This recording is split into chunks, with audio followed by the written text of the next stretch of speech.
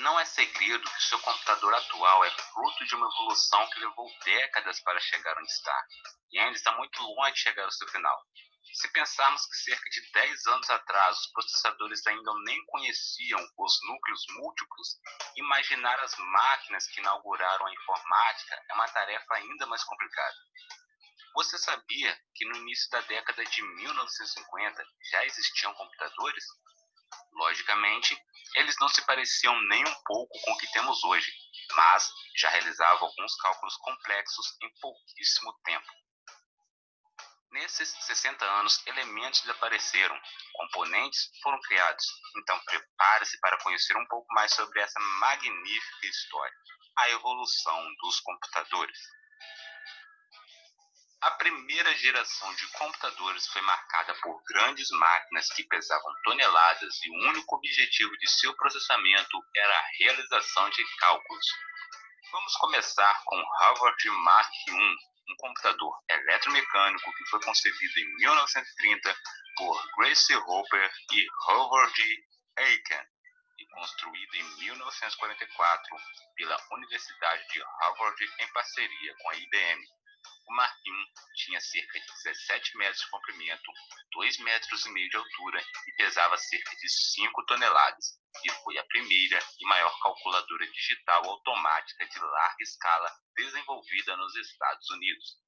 O Mark I trabalhava com 23 números decimais e realizava as 4 operações aritméticas. Dispunha ainda de subrotinas integradas que calculavam funções logarítmicas e trigonométricas. Era um calculador lento, demorando de 3 a 5 segundos para efetuar uma multiplicação, mas era totalmente automático e podia realizar cálculos extensos sem intervenção humana. Ainda na primeira geração de computadores, temos o ENIAC, Electronic Numerical Integrator and Computer, ou, em português, Computador Integrador Numérico Eletrônico, criado em fevereiro de 1946 pelos cientistas norte-americanos John F. e John Mauchly, da Electronic Control Company. Totalmente diferente do Mark I, que era eletromecânico, o ENIAC foi o primeiro computador digital eletrônico de grande escala. Começou a ser desenvolvido em 1943 durante a Segunda Guerra Mundial para computar trajetórias táticas que exigissem conhecimento substancial em matemática, mas só se tornou operacional após o final da guerra. Sua capacidade de processamento era de fazer 5.000 operações de edição por segundo. Tinha 17.468 válvulas, ocupava uma área de 180 metros quadrados e consumia 200.000 watts de energia e pesava cerca de 30 toneladas. Na época, seu custo foi mais ou menos de $500.000, o que equivale a aproximadamente 6 milhões de dólares nos dias de hoje. Com o ENIAC, complexos cálculos de balísticas passaram a realizar-se em alucinantes 30 segundos, quando com as calculadoras manuais que até aí se usavam, levavam 12 horas para se obter o mesmo resultado. Segunda geração. Bom, então, pessoal, nós tivemos aí a primeira parte, né? Falando sobre a primeira geração. Então, vocês perceberam aí a diferença, né? Do que nós vivemos hoje. Tá? Então, a princípio, na primeira geração, o que nós podemos destacar aí? Esse Mark I e o ENIAC, né? São dois computadores da época que foram certamente uma grande revolução na época, sendo que o primeiro, o Mark I, ele era eletromecânico. Então, ele precisava de energia, lógico, né? Porém, a maior parte dele era mecanizado, né? Igual vocês viram aí. E o ENIAC, ele já foi uma evolução, que a quantidade de operações era muito superior, né? Ao Mark I, e aonde surgiram as válvulas, tá? A partir do ENIAC, surgiram as válvulas, ele era totalmente eletrônico. Então, a eletrônica passou a ser praticamente o princípio, né, da informática mesmo, dos computadores, tá? Mas era um computador, o ENIAC, né, a princípio era um computador que se trabalhava com cálculos matemáticos, né? Com peso, né? Vocês viram aí 5.000 operações, parece, se não me engano, em um segundo. Então, ele era totalmente voltado a operações matemáticas, né? Então, não é nada do que a gente tem hoje, do que a gente não se imaginava, né? Ter uma tela, ter um ambiente gráfico, né? Não se imaginava, tá? Era para fazer operações matemáticas mesmo. Então, tipo uma calculadora, né? Só que no caso do ENIAC, totalmente eletrônica já, tá? Aí vai dar início à segunda geração, né? A segunda geração está aí a data, aí, ó, 1959 a 1965, né? Segunda geração, e assim sucessivamente foram havendo outras gerações, tá? A geração eles modificavam de uma geração para outra quando mudava a estrutura, certo? Mudava a estrutura do equipamento, né? Mudava a forma de utilizar peças, os componentes. Quando existia uma evolução que se mudava a forma de ser, eles chamavam de uma nova geração. Tá? Então, em cada geração vai ter uma estrutura, uma montagem, uns componentes já modificado e, logicamente, né, evoluído. Tá? Alguém quer destacar, fazer alguma pergunta, alguma observação dessa primeira geração aí?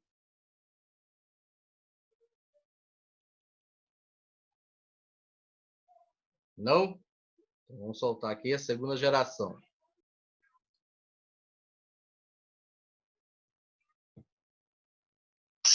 O começo da evolução. O IBM 7094 marca o começo da segunda geração de computadores, que inicialmente foram desenvolvidos para serem utilizados como mecanismo de controle em usinas nucleares.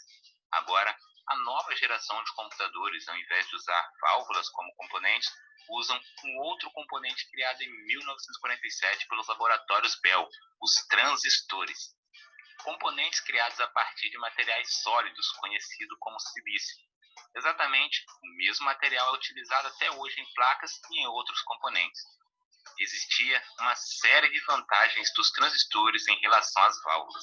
Para começar, as dimensões desses componentes eram bastante reduzidas, tornando os computadores da segunda geração 100 vezes menores do que os da primeira.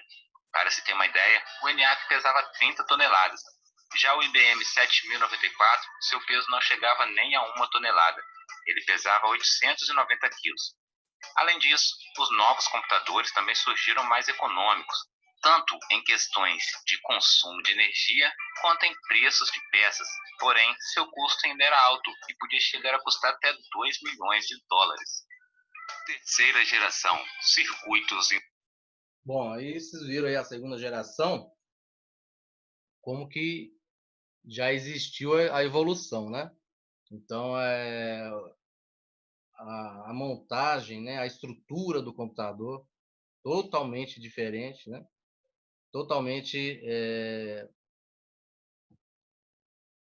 inovadora, né? Então, existiu a evolução mesmo. A princípio, como vocês viram aí, o principal foi componentes, né?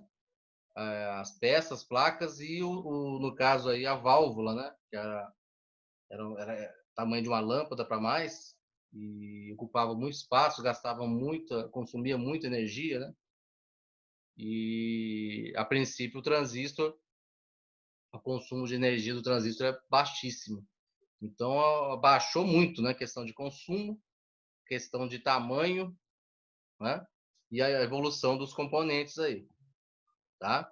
E dessa forma, vocês viram que até o preço ele baixou um pouco, né? Questão de valores, mas ainda, né? Ainda ele era um equipamento grande, né? Um equipamento que empresas ainda não pensavam em ter, né? Pessoas muito menos, tá? E é isso. Aí da segunda geração nós estamos passando para a terceira na época de 1965 a 1970.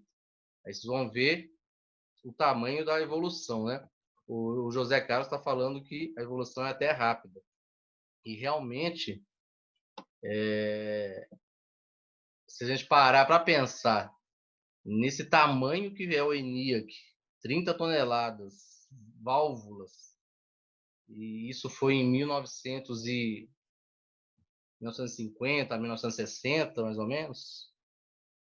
E aqui a gente está entrando na terceira geração, 65 a 70. Se a gente for pensar, né, a evolução é muito rápida mesmo, né? Porque deveria ser, por exemplo, do ENIAC, porque é hoje, deveria ser uma coisa de uns 100 anos para mais, né? Porque, nossa, é muita evolução, realmente. É muita evolução, né? A diferença é grotesca, né?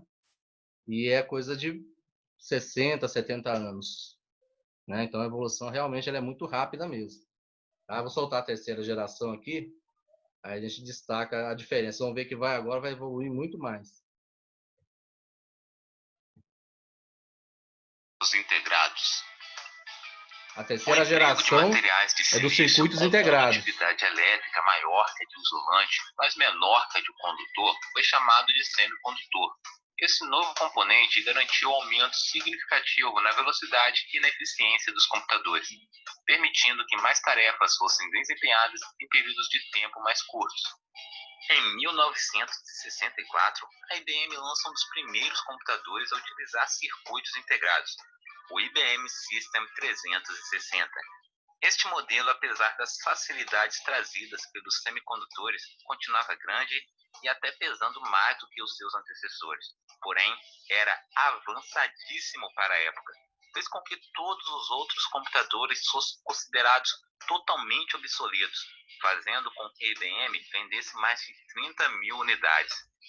Sob a influência do programa espacial americano, a IBM lançou em 7 de abril de 1964 a primeira máquina da família criada por Kenny Amdahl, chamada IBM System 360.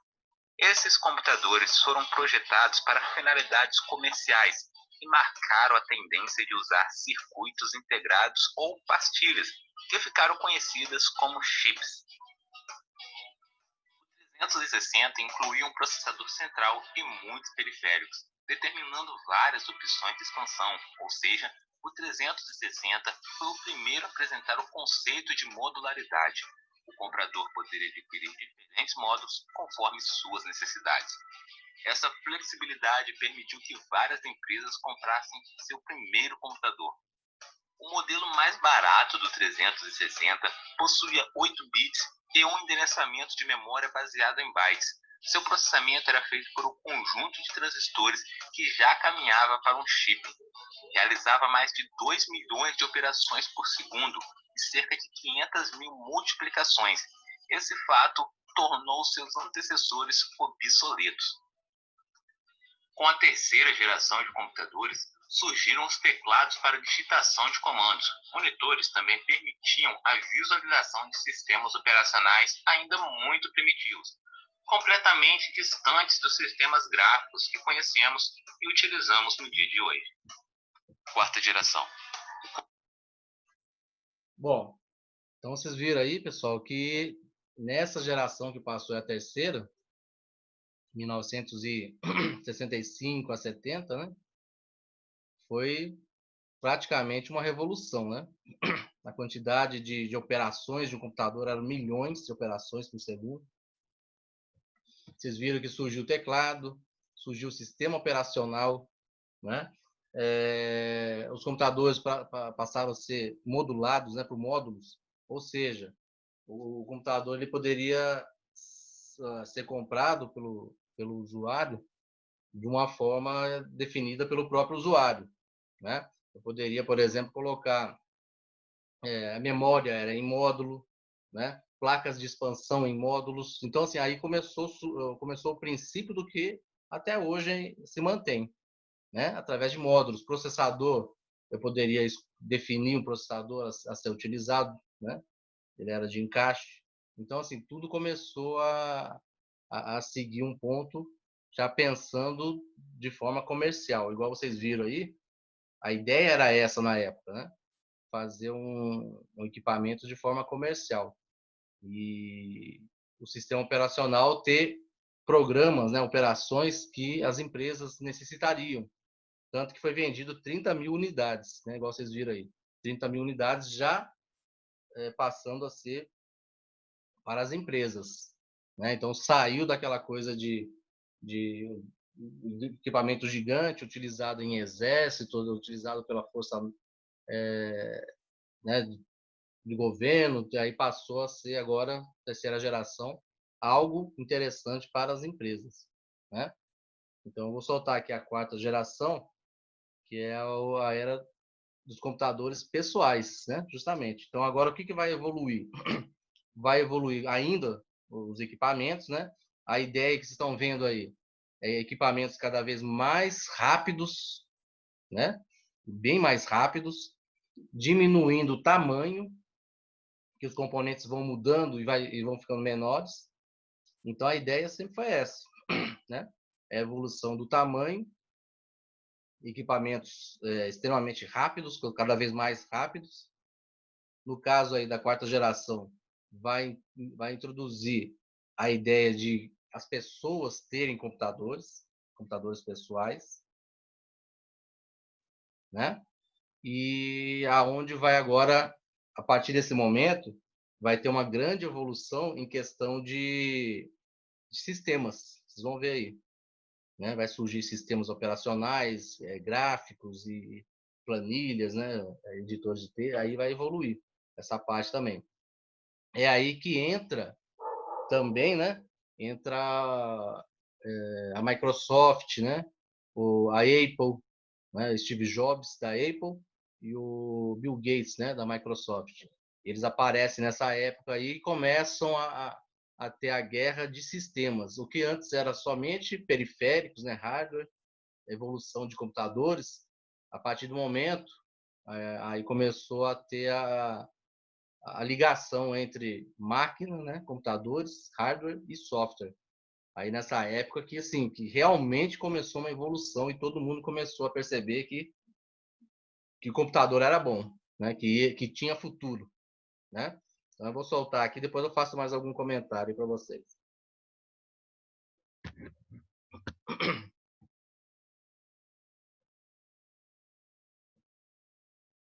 Começo da era dos computadores pessoais.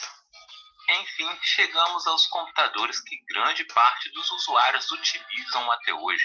Os computadores da quarta geração foram os primeiros a serem chamados de microcomputadores ou simplesmente micros. Esse nome se deve ao fato de eles pesarem menos de 20 quilos, o que torna o seu armazenamento muito mais fácil. Bom, então aí vocês já viram aí, ó, microcomputador, né? Componentes, tudo baseados em circuitos integrados, em módulos, placas, né? O José Carlos aqui está falando que aí também começa a dificuldade de manutenção. Quanto mais evolução, né?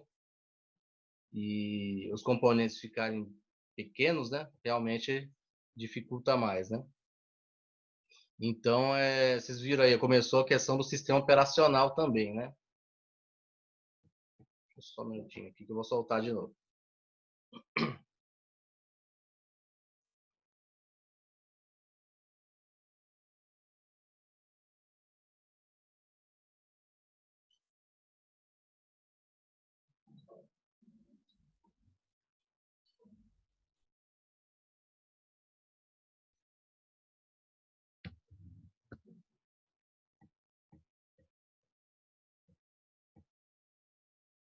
Fácil. Os componentes que possibilitaram tamanha redução foram os microprocessadores. Os pequenos chips de controle e processamento tornou a informática muito mais acessível, além de oferecer uma enorme gama de novas opções para os usuários. Os Altair 8800 podiam ser comprados como um kit de montar, vendidos por revistas especializadas nos Estados Unidos. Foi com base nessa máquina que Bill Gates e Paul Allen criaram o BASIC e inauguraram a dinastia Microsoft. Na mesma época, os dois Steves, Jobs e Wozniak, criaram a Apple para se dedicar a projetos de computação pessoal facilitados para usuários leigos, pois até então não era qualquer pessoa que sabia usar um computador, já que tudo era feito a partir de comandos. Assim surgiu o Apple I, projeto que foi primeiramente apresentado. Bom, então vocês estão vendo aí o que aconteceu, né, gente? Seguindo a evolução dos computadores, houve o Altair, né, 80, 88 aí, onde as pessoas conseguiam comprar uma revista lá e ganhar aquele equipamento, onde ele era todo em placas e módulos, e no caso o Bill Gates e o Steve Jobs da Apple e o Bill Gates da Microsoft. E eles começaram a estudar sistemas para lançar para esses equipamentos, né? Os computadores, na época, computadores pessoais. Então, os computadores se tornaram microcomputadores, já eram para empresas, e assim, aí faltava algo nesses microcomputadores para eles darem um estouro, né? Que era o quê? Desenvolver sistemas, né, para esses equipamentos. Então, aí que entrou o Microsoft e a Apple, né? Eles trabalharam dessa época em diante desenvolvendo sistemas para os equipamentos, tá? Não, depois eu vou fazer um comentário a mais. Vamos dar sequência aqui. Para HP. Ele foi sucedido pelo Apple II após uma injeção de $250 mil pela Intel. Essa segunda versão dos computadores possui a versão modificada do sistema Basic. O grande avanço apresentado pelo sistema era a utilização de interface gráfica para alguns softwares. Também era possível utilizar processadores de texto, planilhas eletrônicas e banco de dados. A mesma Apple foi responsável pela inauguração dos mouses na computação pessoal, juntamente com sistemas operacionais gráficos como o Macintosh. Pouco tempo depois, a Microsoft lançou a primeira versão do Windows, bastante parecida com o sistema da rival. Ciclos passaram a ser clocks. Até a terceira geração dos computadores, o tempo de resposta das máquinas era medido em ciclos, ou seja, media-se um número de ações em curtos períodos de tempo para que fosse possível saber qual fração de segundo era utilizada para elas. Com os microprocessadores, já não era viável medir as capacidades dessa forma. Por isso, surgiram as medidas por clocks. Esta definição calcula o número de ciclos de processamento que podem ser realizados em apenas um segundo. Por exemplo, 1 MHz significa que em apenas um segundo é possível que o chip realize 1 milhão de ciclos.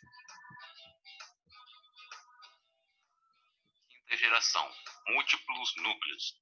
Ainda estamos em...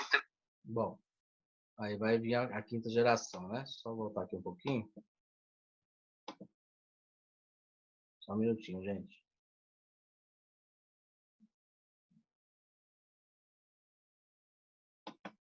Beleza.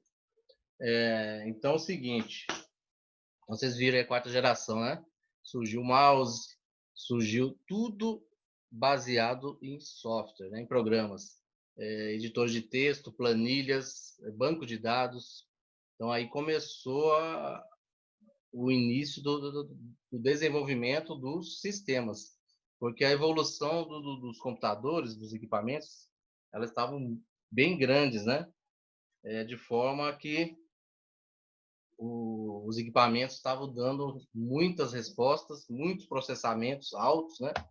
E não tinha muita coisa assim a mesmo nível para ser utilizado. Então, assim, a evolução estava bem desigual. Aonde surgiu mesmo,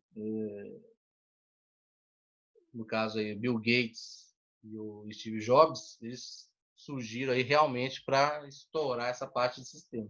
Então, nós temos aí hoje essa grande massa de sistemas, essa grande massa de evolução tecnológica, não só em equipamentos, mas em softwares, graças a esse início aí também, né? Esse aí foi o princípio aí da evolução. Então, hoje nós temos aí uma grande avanço tecnológico, não só em equipamentos, né? Acompanhando aí nós temos sistemas, temos jogos, né? Temos diversas evoluções aí em relação a gráfico, né? A software, tá? E aí a quinta geração que é, sim, o momento de hoje, principalmente. É justamente o momento de hoje. Só colocar na posição certinha.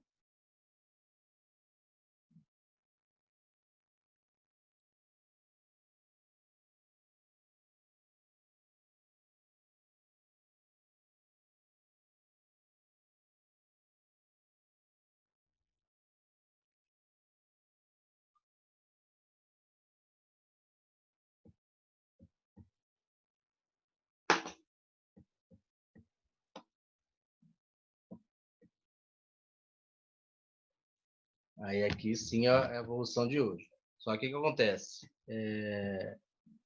A evolução do computador em si, né, continua. Vocês vão ver agora a quinta geração, é a geração que faz com que os processadores evoluam mais, né, onde eles multiplicam os núcleos dos processadores de forma a eles trabalharem mais rápidos, tá?